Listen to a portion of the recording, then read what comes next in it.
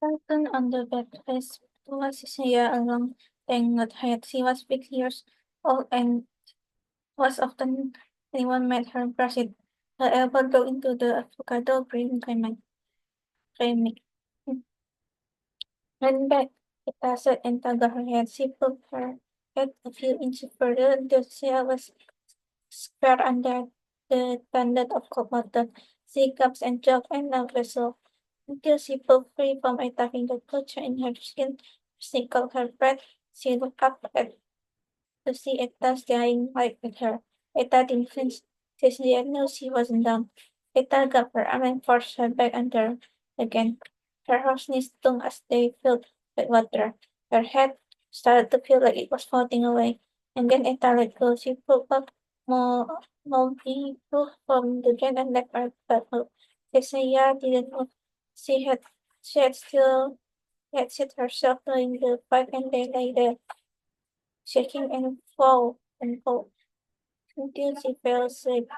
When she woke up, Ita was in the bed and Henry was come from work, sitting in the living room watching television, eating a pet for night he did not sleep and the baby the my bed the girls next day. She awoke into the room with towel and wrapped over her shoulder and started at him.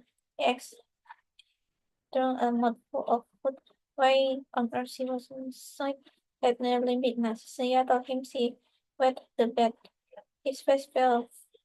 He pulled her up and in long arms and carried her to her mother's bed. She still stung like shit, but Henry didn't say a thing about it. She shook it away. Here, can you fix this? Saya said. She made herself.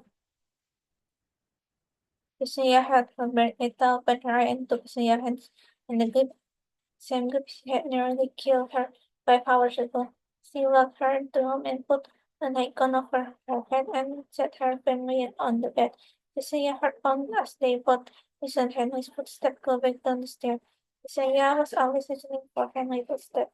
He would chart it out once like it flipped off the switch. Etta didn't say a word and didn't touch her. She just acknowledged Isaiah understood that her instinct to lie was the right one. What happened between her and her mother was to stay secret. They arrived at a time of the next few years where Etta rebelled with nerve were obvious to Cecilia. Some days he would lock her out of the house after school.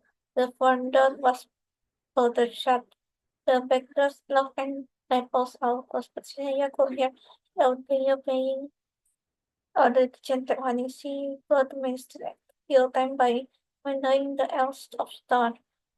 Looking at things her mother never seemed interested in buying anymore, like fruit scuttles, cup, and the mint chocolate she had once enjoyed. After she had been there for 1 hour, Saya would head home again. Henry would be at death, and dinner would be able.